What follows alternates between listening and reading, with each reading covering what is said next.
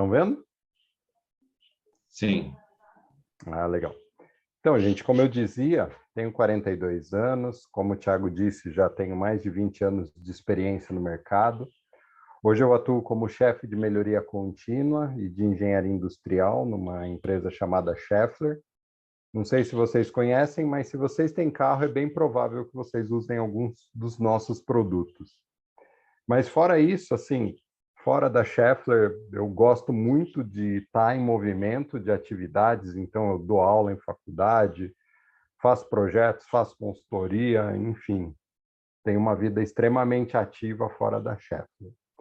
E eu gosto muito dessa questão de melhoria, gosto muito dessa questão de padronização de processo.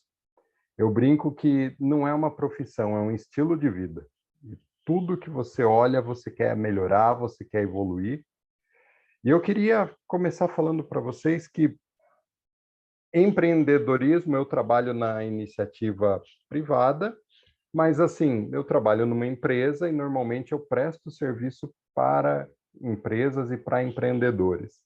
E eu gosto muito de estudar um pouco sobre esse meio, e eu fui ouvir um pouquinho, fui estudar um pouquinho qual era ou quais são as dores de quem tem esse lado empreendedor muito mais forte.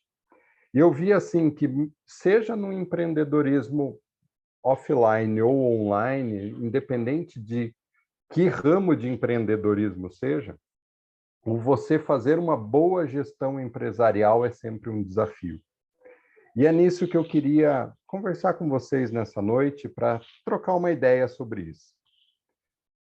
Eu trouxe aqui algumas ferramentas que nós usamos para melhorar o gerenciamento das organizações, o gerenciamento das empresas e a padronização dos processos.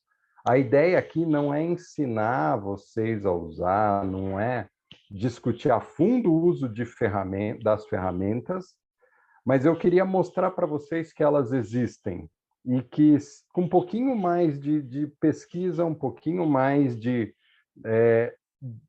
entrar a fundo depois, que hoje nos falta tempo para isso, mas com um pouquinho mais de dedicação, vocês talvez usem uma, duas ou três ou 10 delas para melhorar os negócios de vocês. Então, eu dividi em 3 categorias. A primeira é quando você precisa criar algo, quando você precisa desenvolver algo. A segunda, quando você já tem algo desenvolvido e você precisa estabilizar algo. E a terceira categoria é quando você precisa medir e evoluir, seja o seu negócio, seja um produto, seja um serviço, seja o que for. Essas ferramentas elas servem para qualquer tipo de área de atuação. E começando com as ferramentas de criação, eu queria mostrar para vocês um mapa mental. Todo mundo fala de Xmind, de mapa mental. O que é o mapa mental? O mapa mental é uma forma gráfica de você tirar as ideias da sua cabeça e colocar no papel. Eu trouxe aqui um mapa mental e eu gosto muito dessa questão de você parar para pensar sobre algo. E o mapa mental nada mais é do que isso, de você parar e pensar sobre algo e colocar e explodir, seja num papel, seja numa tela, seja onde for, você explodir as suas ideias ali e depois você organiza elas. Alguém aqui já usa o mapa mental ou já usou o mapa mental alguma vez? Sim, eu uso sempre também. Também. Muito bom, muito legal. É uma ferramenta bem conhecida, né? A segunda ferramenta, essa já é um pouquinho mais avançada, ela é muito usada quando você vai desenvolver um produto ou desenvolver um negócio. É a ferramenta do Canvas. O Canvas, ele é uma abordagem bem estratégica para você planejar o seu negócio, para você planejar o seu produto. Então, no Canvas, você consegue ter uma visão totalmente holística, uma visão totalmente do macro do seu produto ou do seu negócio. Então, no Canvas, você pensa sobre quem são os seus parceiros, quais são as suas atividades chaves, quais são os recursos que você precisa, qual é a proposta de valor, ou seja, o que você vai entregar para o seu cliente, como que você vai se relacionar com ele, quais são os seus canais de distribuição, como que você vai atingir o seu cliente. Ah, eu vou atingir seja por rede social, seja por e-mail marketing, seja pelo caminho que for, como que eu vou chegar até ele? Quais são os segmentos dos meus clientes, como eles estão agrupados, quem é meu público-alvo, de onde vêm os meus custos, de onde vêm as minhas receitas, tudo isso você pensa sobre isso no Canvas. É interessante que quando eu fui desenvolver a minha consultoria, eu e a minha esposa, a gente trabalha na consultoria, né? A gente usou esse modelo do Canvas para entender o que é que a gente queria ofertar para os nossos clientes. Então, o Canvas ele é muito legal para você ter essa visão do todo, do macro do seu negócio ou do seu produto. E aí, a terceira ferramenta nessa questão aqui é uma ferramenta bem simples, mas assim, que quando ela é usada com critério, ela é extremamente poderosa, extremamente fantástica, que é a matriz de priorização. Existem vários modelos de matriz de priorização, existem várias formas de priorizar, mas eu sempre gosto de enfatizar duas coisas. O primeiro, por que a gente usa uma matriz de priorização? Qual que é a necessidade hoje de uma matriz de priorização? Nessa abundância de informação que a gente tem, qual que é a necessidade de você priorizar alguma coisa? Eu sei que vocês talvez não tenham pego essa época, mas eu me lembro que quando eu era moleque e eu ia para a escola, a gente precisava fazer, por exemplo, o mapa do Brasil. Como que você fazia o mapa do Brasil? Você lembra, Tiagão, como que você fazia o mapa do Brasil na escola? Desenhando? Desenhando. Mas aonde que você pegava o desenho do mapa do Brasil para você copiar? Onde é que eu pegava? Não sei. Você tinha que abrir um livro, certo? Ah, sim. Aí você colocava uma folhinha em cima. Eu usava papel vegetal na minha época, né? Acho que o pessoal nem sabe o que é isso hoje em dia. E desenhava o mapa lá. Hoje em dia, não. Hoje em dia, as pessoas abrem lá o Google, pegam o celular e já puxa o mapa. Mas qual é a diferença daquele tempo para esse tempo? A diferença é que naquele tempo a informação era escassa. Hoje a informação é abundante. Naquele tempo você não precisava priorizar tanto porque as demandas que chegavam eram menores. Hoje a gente tem uma escassez enorme de demandas, uma escassez enorme de informações, então a gente precisa escolher muito bem. Então, a matriz de priorização, ela nunca foi tão necessária quanto é nos nossos dias. Esse é o primeiro ponto que eu sempre gosto muito de frisar. A matriz de priorização, ela por mais que tenha vários modelos para você usar, se você digitar aí na internet, no Google, matriz de priorização, você vai ver N estilos. Porém, é muito importante que você nunca perca de vista a praticidade do uso da matriz de priorização. Eu gosto muito desse modelo que vocês estão vendo aí, que é o modelo de impacto e dificuldade. E todo mundo sabe que quanto maior o meu impacto e menor a minha dificuldade, é onde eu devo atacar. Eu preciso focar naquelas ações que eu tenho uma dificuldade mínima e um impacto máximo. Isso é meio óbvio. Só que assim, o que muitas vezes a gente se perde é o que é uma ação de alto impacto e o que é uma ação de alta dificuldade ou de baixa dificuldade. Como que eu classifico isso dentro de uma matriz de priorização? Talvez esse seja o grande segredo para você usar uma matriz de priorização. E eu sempre gosto de enfatizar o seguinte: o impacto da matriz, ela tem a ver com o seu objetivo na sua ação ou no seu projeto ou no seu negócio. Quanto mais ligado ao objetivo, maior é o impacto. Então, o impacto ele está diretamente relacionado à meta do seu projeto. Vou dar um exemplo para vocês.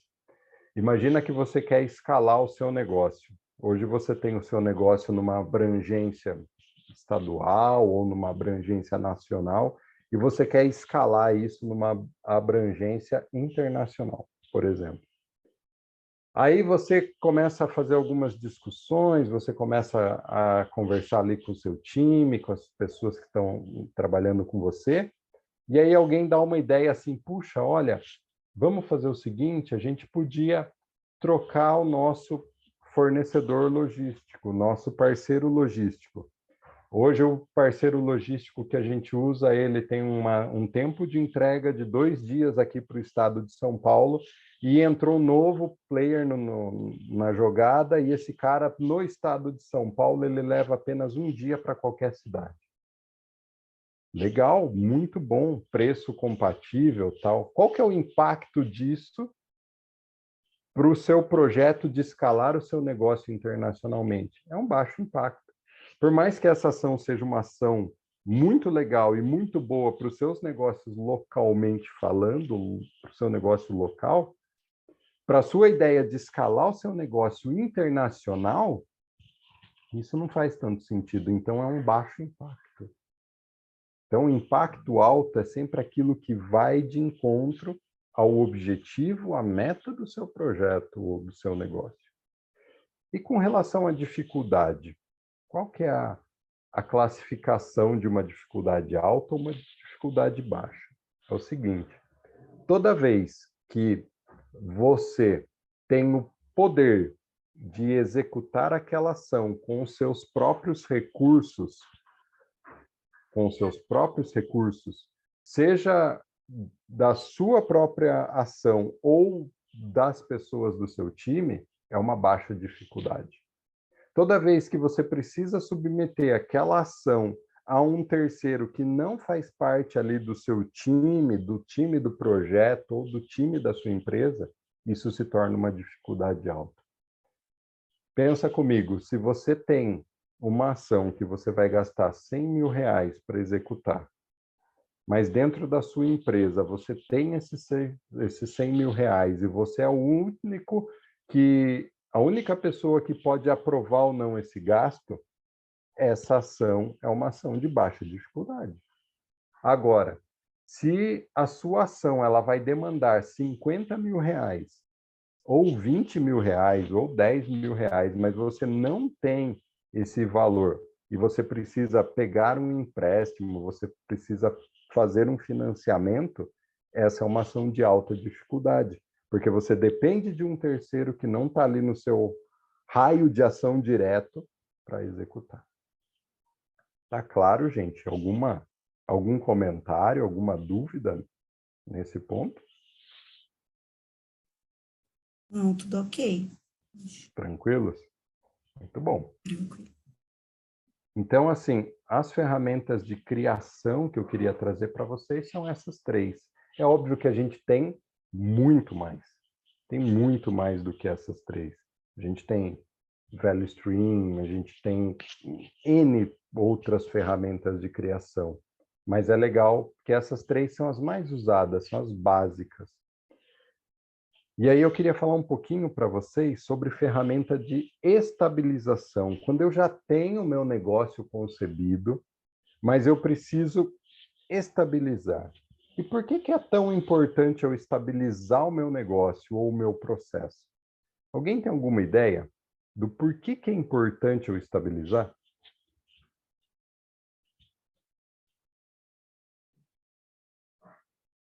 Não? Sabe por quê? Porque, assim, nem sempre você consegue garantir que é a mesma pessoa que vai ter que fazer aquilo. Seja você, como empreendedor, seja uma pessoa que você contrate. Então, se você não estabilizar o seu negócio, se você não estabilizar o seu processo, aquilo fica muito dependente de quem está executando. A informação, o know-how do negócio fica dentro apenas da cabeça da pessoa que está executando. O Renan escreveu aqui, né, para ter um padrão. E é exatamente isso. Para você ter um padrão e uma repetibilidade, independente de quem faça a ação. E para isso a gente tem algumas ferramentas. A gente tem a instrução de trabalho, que nada mais é do que uma folhinha com muita informação de como deve ser feita aquela ação, aquele processo, aquele negócio. Então, dentro dessa instrução de trabalho, você tem ali um passo a passo de tudo que precisa ser feito para que esse processo seja executado. É a forma mais simples de você garantir que as pessoas, que a informação saia da cabeça das pessoas e vá para um outro lado, para alguma coisa física e palpável. E por que que isso é tão importante? Nesse mundo tão volátil que a gente vive, nesse mundo tão dinâmico que a gente vive, seria muita ilusão a gente achar que a gente vai ter sempre a mesma condição de execução. Então, é importante que a gente registre todo o conhecimento em algum lugar. Mas a instrução de trabalho, embora ela seja muito prática e muito fácil de fazer, ela não é a melhor maneira de você estabilizar o seu processo. Por quê? Porque qual que é o nível de paciência hoje das pessoas para elas pegarem um manual ou algumas páginas e ficarem lendo um monte de texto? Quase que nenhuma. As pessoas não têm mais tempo, as pessoas não têm mais paciência. Então, para isso, a gente usa uma outra ferramenta que eu gosto muito, que é a Swimlane. Swimlane, ela é uma ferramenta de estabilização, de padronização de processos, que ela serve para você mapear o seu fluxo, seja ele de informação, seja ele de processo. E você usa a Swimlane para montar um passo a passo de como vai ser o seu processo, de como deve ser o seu produto, mas de uma forma muito mais gráfica e muito mais visual. Então, quando vocês olham aqui no cantinho direito aqui, ó, vocês observam que esses post-its azuis aqui, vocês conseguem ver meu mouse, sim ou não? Sim. Sim. Então, Sim. esses post-its azuis aqui, ó, eles são departamentos ou pessoas que fazem uma determinada ação. E o que essa pessoa faz está na frente aqui. E o legal da Swimlane é que quando você constrói ela, você consegue enxergar o tamanho do seu processo, o tamanho da sua ação. E com isso, você aplicando outras ferramentas de melhoria contínua, você consegue reduzir isso. Então, esse daqui é um exemplo real de uma Swimlane que eu trabalhei numa outra empresa, que não a Schaeffler, que é a empresa que eu atuo mais forte, que quando eu cheguei lá, a gente foi fazer o mapeamento de como era o processo, e o processo era exatamente assim, ó, como está circulado aqui. Esse processo como um todo, ele levava 15 dias para ser feito. Então, desde a entrada da primeira informação até a saída do produto final, vamos chamar assim, né? Era uma empresa virtual. Levava-se 15 dias. E aí a gente trabalhou em padronização, em customização, em melhoria de processo, e no final a gente acabou com isso daqui, ó. Apenas 3 dias depois que o pedido chegava na empresa, o produto já estava na casa do cliente. Então, essa ferramenta ajuda muito a otimizar e padronizar e estabilizar os processos. É uma pena que ela não seja tão divulgada, diferente do mapa mental, diferente de outras ferramentas que a gente vê. A Swimlane, ela é pouquíssimo conhecida aqui no Brasil. Tá? Alguém já trabalhou com Swimlane? Alguém já fez isso alguma vez? Já ouviu falar, pelo menos?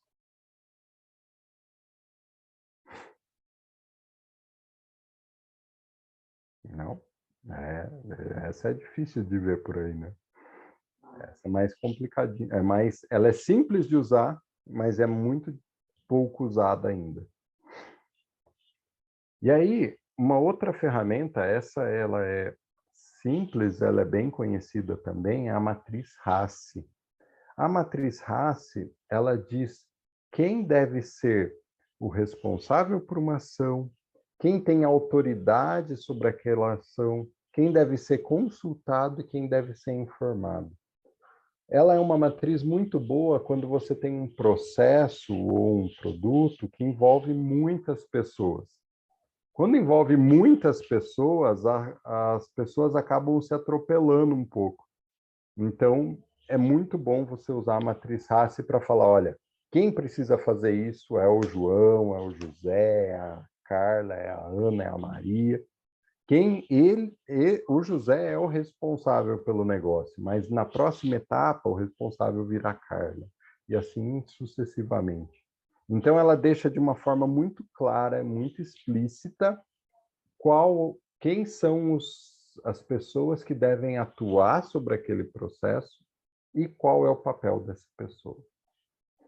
É interessante, gente, a gente vai falar um pouquinho mais sobre gestão à vista depois, mas como o empreendedor, ele sempre acha que as pessoas que trabalham com ele têm o mesmo nível de informação que ele tem. Mas normalmente não é assim. Normalmente as pessoas que chegam depois no negócio, por mais que elas desenvolvam, que elas tenham essa habilidade, elas tenham esse agregamento da informação, a grande massa de informação ainda está na cabeça do empreendedor. Então, por isso é importante você deixar de uma forma clara e explícita quem são os responsáveis por cada nível do seu processo, para que as pessoas saibam o que fazer e, o mais importante, saibam procurar ajuda no momento que tiverem algum problema. Okay? Eu estou aqui falando, mas fiquem à vontade para interromper no momento que vocês quiserem, tá?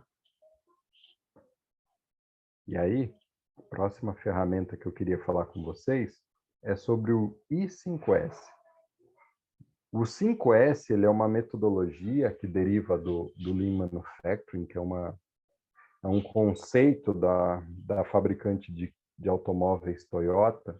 Toyota ela criou toda uma metodologia de gerenciamento e redução de desperdício, dentre muitas ferramentas que ela criou uma ferramenta chamada 5S, que nada mais é do que 5 passos para você manter uma organização legal no seu ambiente de trabalho. Mas isso, a gente fala do 5S no ambiente físico.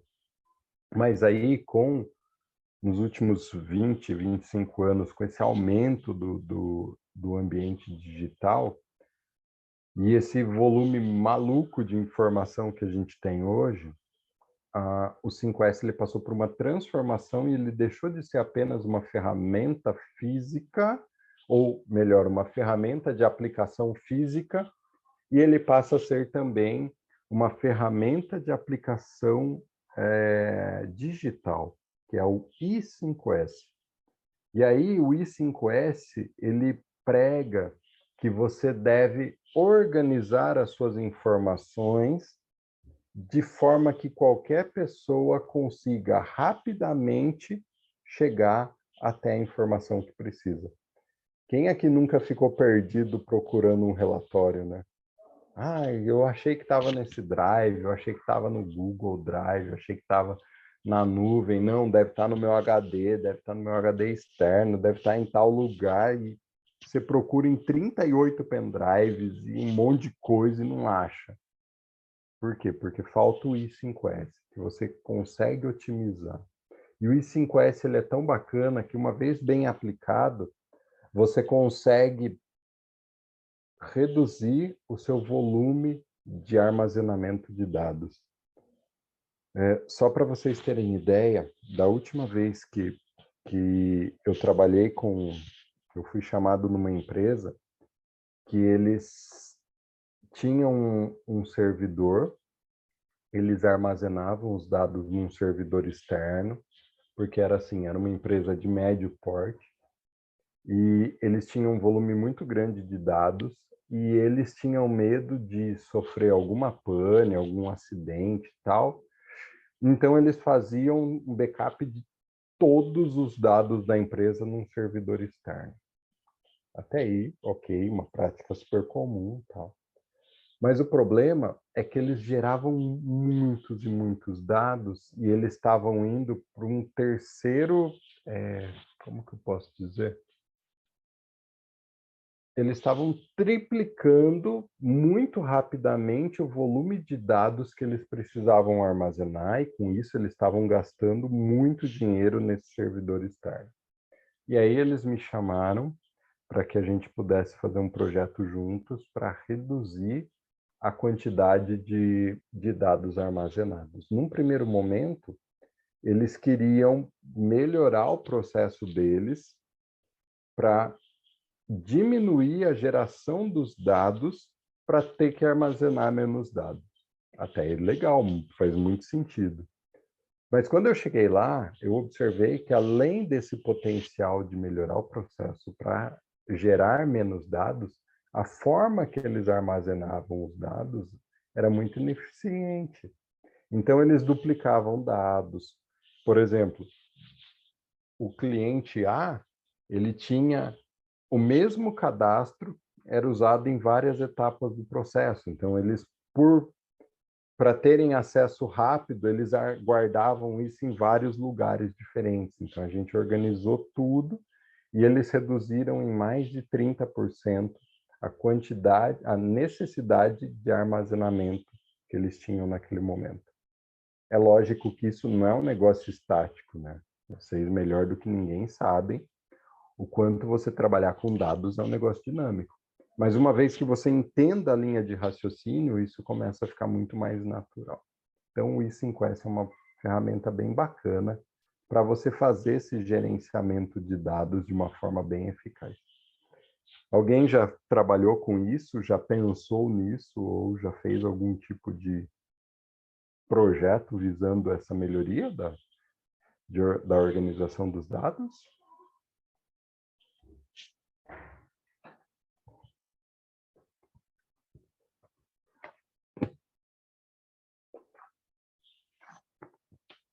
Não? E vocês enxergam potencial nisso? Na área de vocês?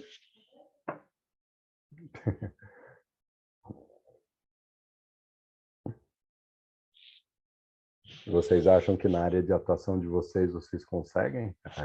Tem bastante, né? Ô, Renan, não é só... E não precisa crescer muito, não, né? Para virar uma zona, né? Só crescer um pouquinho só, você já bagunça tudo. Né? Normal. Isso é normal. Mas legal, gente. E aí, passamos para a última parte aqui das ferramentas, que é assim, uma vez que você cria, você estabiliza, você precisa ter uma forma de medir esse negócio, né? Tem uma frase muito famosa no meio da melhoria contínua, que diz assim, que aquilo que você não mede, você não melhora. E é uma verdade, né? Então, eu queria trazer algumas ferramentas aqui de medição e evolução de processos e negócios. De novo, tem muito mais do que eu estou falando aqui para vocês, mas é interessante vocês pensarem um pouquinho sobre essas que são as mais comuns. Primeira, e a mais óbvia, são indicadores, KPIs.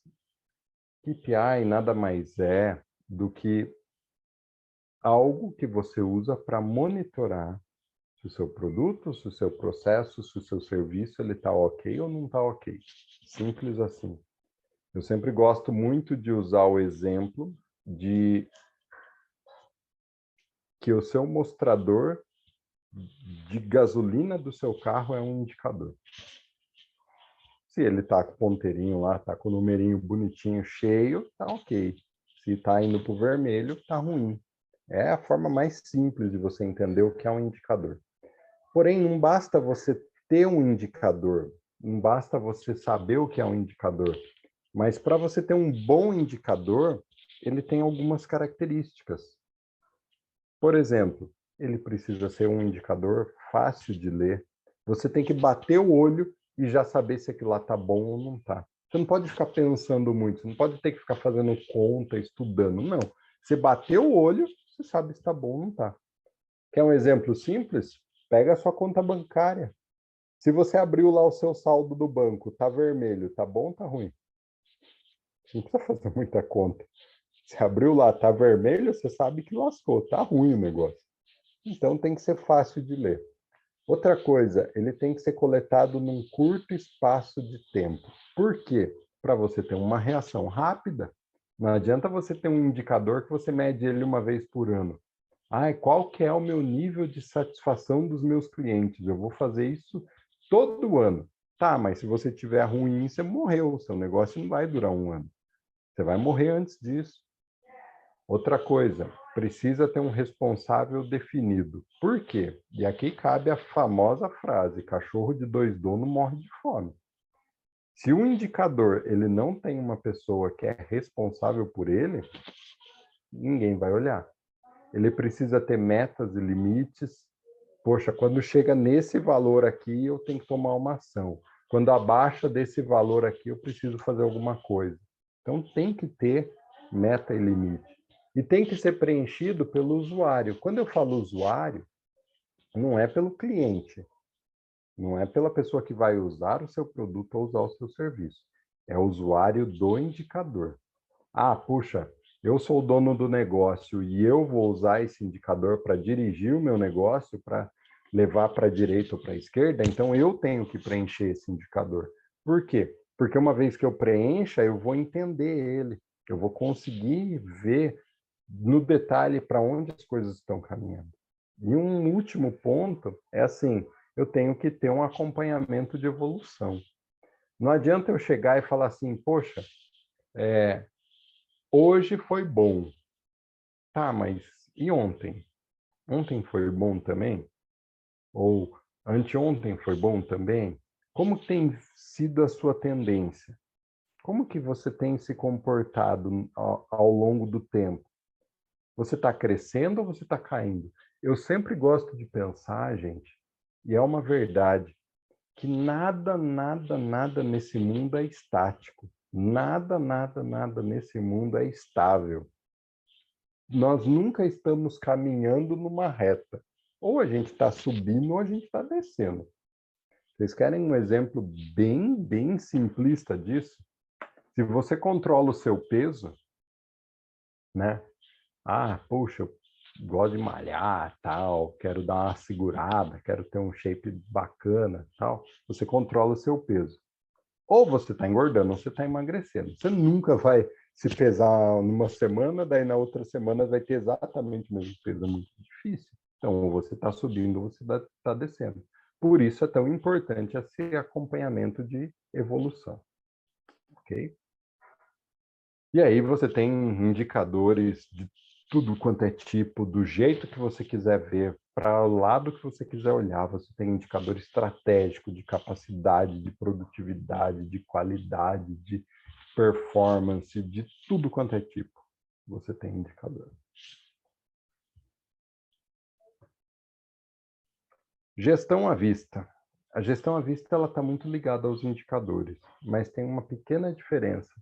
O indicador por si só, você pode ter um indicador, mas você pode guardar ele num lugar que ninguém olhe, ou que você mesmo quase não olhe para ele.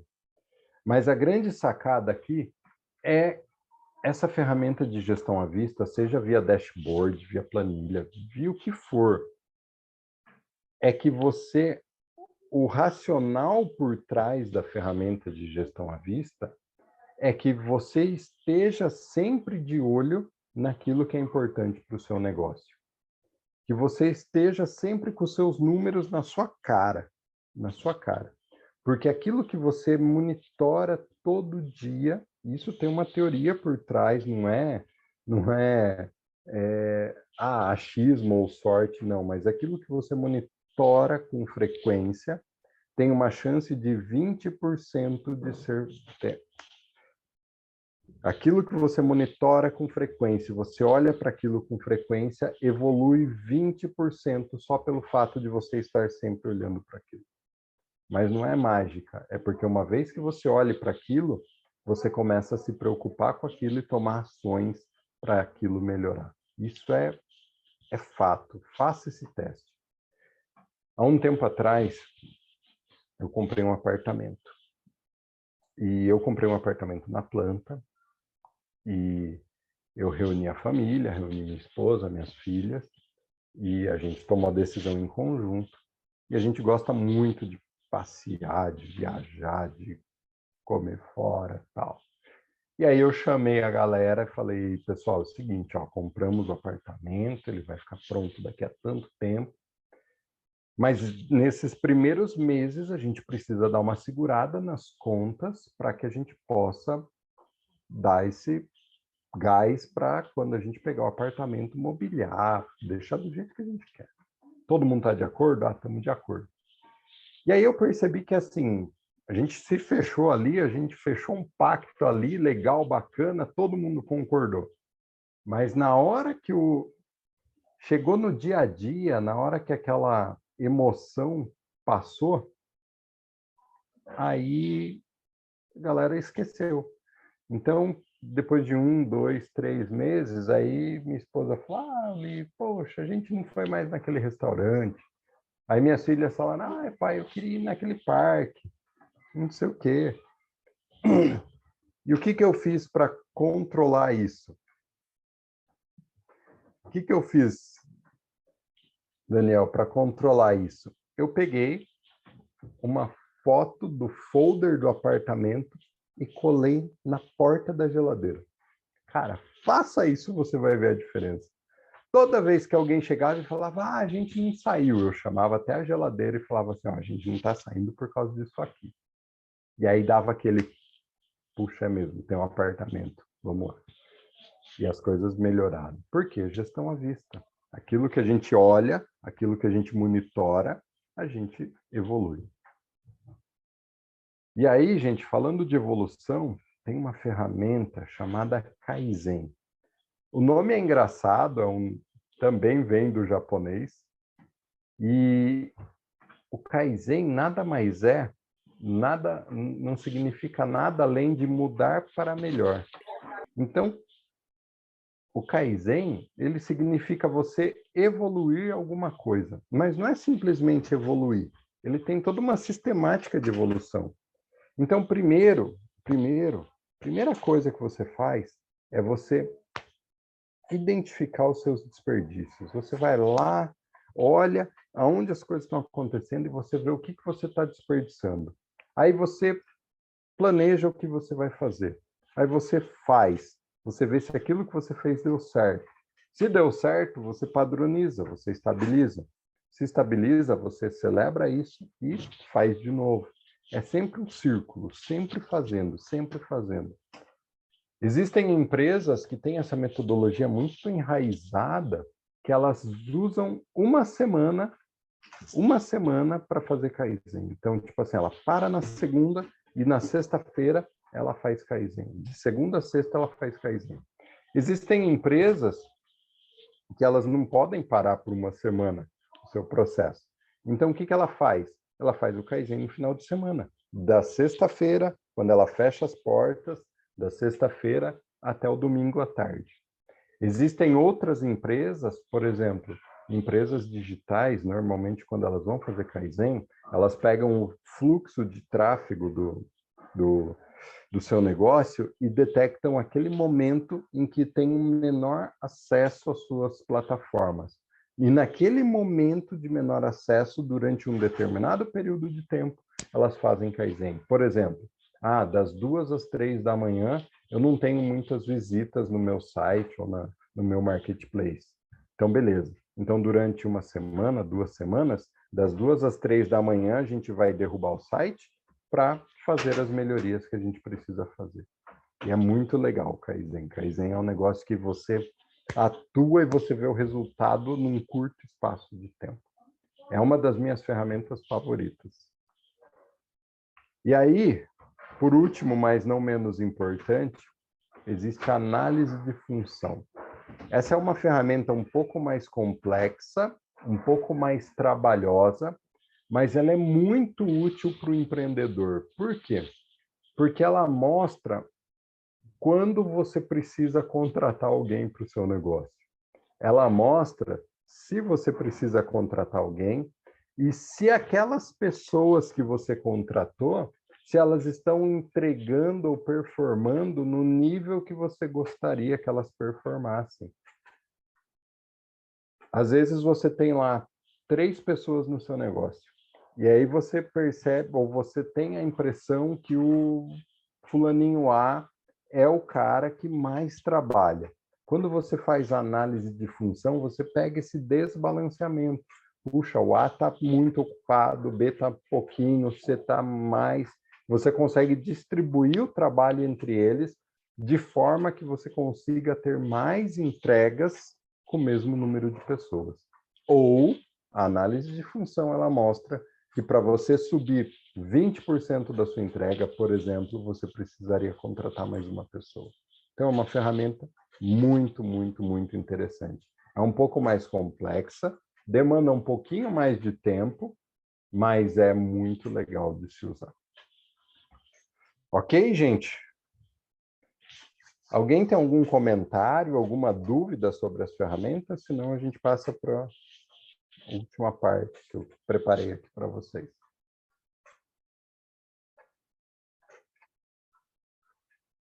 Tranquilos? Eu queria falar para vocês sobre 3 cases de sucesso que eu tive. São cases, assim, é difícil escolher, né? Porque eu atuo, em média, em mais de 80 projetos por ano, dos mais diversos tipos, das mais diversas formas, nos mais diferentes ambientes. Então, é difícil escolher, mas eu peguei 3 projetos diferentes. Um pouquinho antes da pandemia, eu trabalhei num projeto, numa escola, aqui na região de Sorocaba, no interior de São Paulo. O nome dessa escola era Direta Cursos. E a história é interessante. A dona da escola, ela começou o negócio do zero, do nada, e ela cresceu assim exponencialmente. Foi muito rápido o crescimento dela, assim. E ela cresceu tanto assim que ela começou a ficar sobrecarregada e ela não conseguia tirar férias, ela não conseguia fazer nada. E ela queria abrir uma outra unidade numa outra cidade, mas ela tinha medo que se ela abrisse, ela não ia conseguir dar conta, porque as pessoas não trabalhavam com a qualidade que ela trabalhava. E aí ela me chamou para padronizar o processo dela para que outras pessoas pudessem fazer aquilo que ela fazia sem necessariamente ela estar por perto. Então, através das ITs, de outras ferramentas de padronização, eu trabalhei com ela lá 3 meses e a gente padronizou de forma que ela conseguiu levar essas instruções para outra filial que ela tinha acabado de abrir e conseguir tocar as coisas de uma forma um pouco mais tranquila. Esse foi um case bem legal. Esse segundo case que eu trago para vocês foi numa empresa chamada Condesp, lá na cidade de Santos. Era uma empresa aduaneira. Ela era uma empresa que fazia o desembaraço de mercadorias que chegavam no Porto de Santos.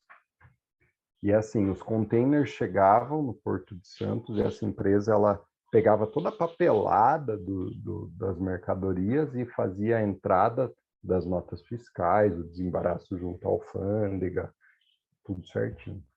E aí lá, essa empresa, ela alugava um imóvel de 3 andares, tinha mais de 30 pessoas trabalhando. E aí, quando a gente fez o trabalho lá, a gente usou a Swimlane para padronizar o fluxo deles, para melhorar o fluxo de informação,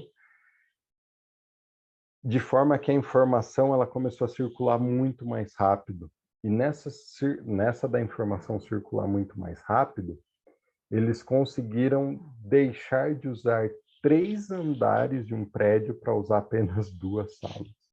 Então, eles reduziram muito o custo com o aluguel. E não só isso, mas aquele processo que demorava mais de 6 meses, do momento que a mercadoria chegava no Brasil, até estar pronta de verdade, com tudo certinho, impostos pagos para sair, de 6 meses, esse tempo reduziu muito, assim, mais de 60% para desembaraçar as mercadorias. Então, foi um projeto muito legal. Esse foi um dos meus, eu diria que um dos meus primeiros projetos, me marcou muito, assim, foi bem bacana. E eu trago para vocês um terceiro case de um projeto que eu fiz lá no México, na cidade de Puebla. Na verdade, foram 2 cidades, Puebla e Irapuato, que a gente usou uma ferramenta de análise, uma ferramenta de diagnóstico para eliminação de desperdícios. E com isso a gente conseguiu fazer com que a empresa lá da cidade, ela conseguisse ser muito mais produtiva do que ela já era. Então, é como se fosse um checklist de várias perguntas que levavam as pessoas a refletir aonde elas estavam, onde elas podiam ser mais eficazes. E aí, com isso, a empresa ganhou mais mercado e teve um crescimento, assim, absurdo. Foi bem bacana esse projeto. E o mais legal é que esse projeto foi feito em menos de 2 semanas. Então, foi muito tiro curto, assim, um resultado bem bacana. Beleza, gente? Deixa eu voltar aqui e ver a carinha de vocês para o compartilhamento. O que eu tinha para apresentar para vocês era isso. E aí eu queria abrir um espacinho para a gente bater papo, ver o que vocês acharam, se tem alguma dúvida, algum comentário adicional a fazer. Muito bom, Ulisses. Como eu disse, eu venho do viés da parte de gestão, então sei da importância, sei o quanto isso faz diferença. E a galera aqui é empreendedora raiz, eles gostam de fazer, mas fazer gestão não é muito a praia da galera. Porém, né, a gente vai sempre aqui educando que é extremamente importante. O Edson, tem uma pergunta aí? Opa, boa noite, pessoal. Estão me ouvindo? Sim, boa noite. Na verdade, tem 2 perguntas aqui que você passou. A primeira pergunta, e só para você entender, assim, para contextualizar, eu tenho empresa de consultoria e prestação de serviço de marketing digital, tá? E aí tem alguns projetos que a gente tem equipe que eu gerencio. E aí eu queria entender que para colocar processos, às vezes para entregar um tipo de serviço, uma consultoria, montar algum funil, alguma coisa, se precisa, ou o que você acha que é interessante desenhar um fluxograma? Eu vi que você mostrou o desenho, tinha um fluxograma ali. É interessante desenhar, isso ajuda. E a outra é essa questão que você colocou da análise de função. Como que seria isso na prática ali? É alguma planilha, alguma coisa de forma prática? Aqui, como eu faço uma ferramenta que é bem manual, mas eu faço no Trello, eu chamo de metrificação de tarefas. Eu peço para cada pessoa de cada área, por exemplo, tem a pessoa de suporte, do tráfego, e eu peço para elas colocarem todas as tarefas que elas fazem e o tempo médio que elas colocam, que elas gastam ali, porque eu consigo metrificar para ver se aquela pessoa está sobrecarregada no número de projetos ou não. Mas pelo que eu entendi, que tem um gráfico, tem alguma ferramenta que pode ser utilizada, né? Eu queria entender se eu consigo aplicar isso, enfim, se tem alguma planilha, alguma coisa assim. Bom, é assim, vamos lá. Primeira pergunta, a questão do fluxograma. É interessante você fazer o fluxograma sim, Edson, mas o fluxograma ele vai te dar apenas a sequência das atividades, né? Eu te recomendo pesquisar um pouquinho mais sobre Swim Lane, porque a Swim Lane, além dela te mostrar aquilo que o fluxograma vai mostrar, que é a sequência das atividades, ela também tem o tempo de cada atividade, quantas vezes você faz aquela atividade no processo e quanto tempo aquela atividade demora para chegar no processo seguinte. Então, não é um simples fluxograma. Você consegue olhar a Swim Lane e falar assim, puxa, desde o momento que o meu cliente faz o pedido para uma determinada campanha de marketing, para qualquer coisa assim, eu levo X tempos até entregar isso no final. Então, ele é um pouco mais complexo, e isso é legal. E aí você começa a pegar assim, puxa, essa atividade aqui eu desenvolvo ela sequencialmente a essa outra. Mas se eu colocar em paralelo, eu vou ganhar esse tempo. Puxa, essa atividade é que eu gasto muito tempo fazendo ela, eu preciso atacar essa daqui, não aquela do lado. Esse tipo de coisa. Deu para entender? Sim, sim. Show. Deu para entender. Com relação à sua segunda pergunta, essa forma que você faz é exatamente a análise de função. Eu mostrei ali a planilha que nada mais é do que o que você usa o Trello, eu normalmente uso a planilha, porque através da forma gráfica, dos gráficos, você consegue ver certinho quanto cada pessoa está sobrecarregada ou não.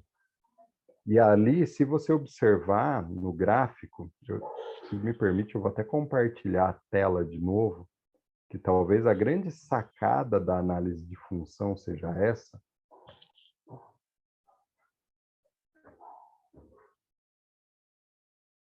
Aqui, ó. Tá vendo essa linha aqui? Essas linhas aqui desse gráfico de barra? A gente usa um outro, aqui eu coloquei alguns modelos apenas de gráfico, mas a gente usa um gráfico que você consegue medir o tempo táctil, a gente chama de tempo táctil, que é o tempo que cada processo precisa entregar a sua atividade para que o cliente seja satisfeito. E aí eu consigo olhar para esse tempo e falar assim, puxa, imagina que essa linha amarela é esse meu tempo. Puxa, esse cara aqui, ó, o Wilson, ele está fazendo num tempo menor do que o meu cliente pede, então tá legal, ele consegue atender o meu cliente. Mas a Juliana aqui não, a Juliana está enrolada, então eu preciso ajudar a Juliana.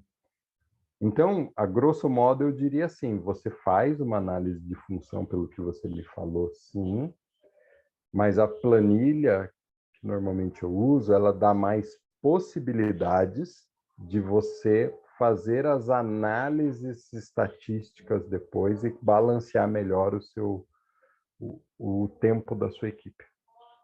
Deu para entender? Legal. Deu para entender mais. Vou colocar isso no gráfico aí para ficar melhor. Exato. Show. Valeu demais, Ulisses. Imagina que é isso. Mais alguma pergunta, gente? Tem uma pergunta.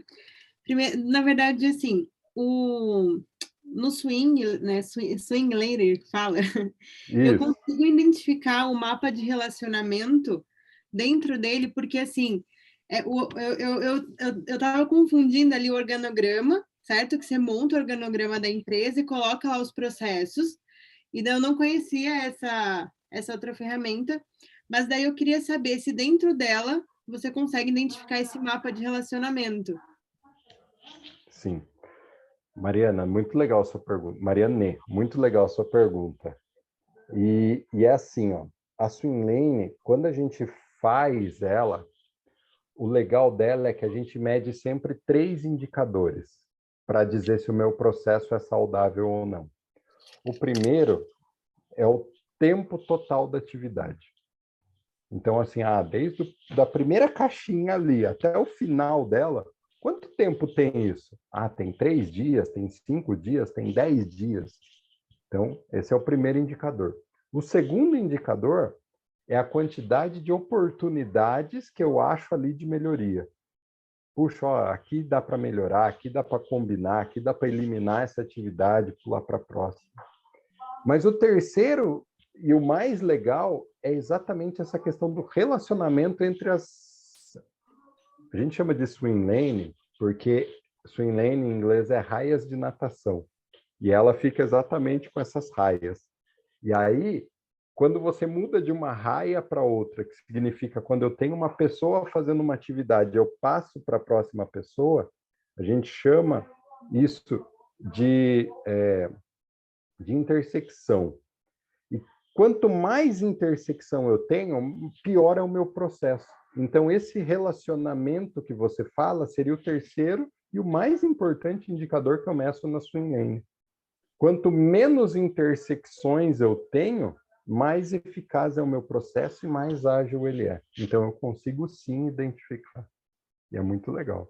Nossa, que interessante. Mas assim, agora eu vi que você é especialista no método Lean também, né? Também. Então, mas daí é porque assim, é um pouco confuso, é muitas ferramentas, mas o método Lean, ele entra também dentro, tipo, de um processo de swing lane para melhorar ele também, para ir diminuindo. Exatamente isso. Quando a gente vai fazer a swing lane, a gente automaticamente, a gente nunca faz uma só, a gente sempre trabalha em par. Eu faço, ou qualquer pessoa que aplica a swing lane, ela aplica a swing lane do estado atual e do estado futuro. Então, você não faz uma swing lane assim, por exemplo, puxa, você trabalha com o quê? Eu trabalho com lançamento. Lançamento. Eu vou fazer uma swing lane de lançamento. Beleza, aí você faz e você mapeia como você faz o lançamento hoje. Mas nunca para por aí. A ideia é sempre, quando você faz essa swing lane do lançamento, você para na frente dela, olha para ela e fala como isso pode ser melhor. E aí que entra o Lean. Aí você tem técnicas, tem coisas que você aplica ali para que esse processo seu de lançamento ele seja mais fácil, mais rápido, mais eficaz, mais barato.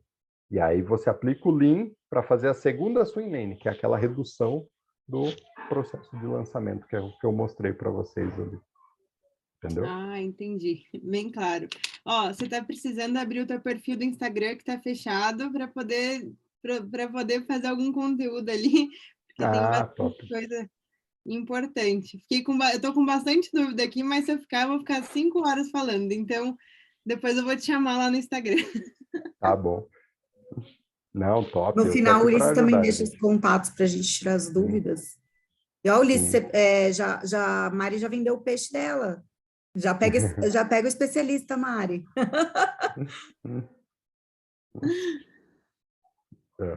Estou aqui para ajudar, gente. Se vocês precisarem, se vocês olharem meu LinkedIn, eu estava até conversando com um amigo essa semana e ele falou para mim assim: cara, eu vi seu LinkedIn lá, tal, e você colocou o que você faz na empresa. Eu falei, mas a frase mais importante do meu LinkedIn não é o cargo que eu tenho. É assim, eu sou especialista em melhorar pessoas e processos. E é isso que eu sei fazer, entendeu? O cargo é só passageiro. Mas o que eu gosto de fazer, o que eu sei fazer é melhorar pessoas e processos. Isso é o que é minha paixão. Mais alguma pergunta, gente? Mais algum ponto, algum comentário? Fiquem à vontade.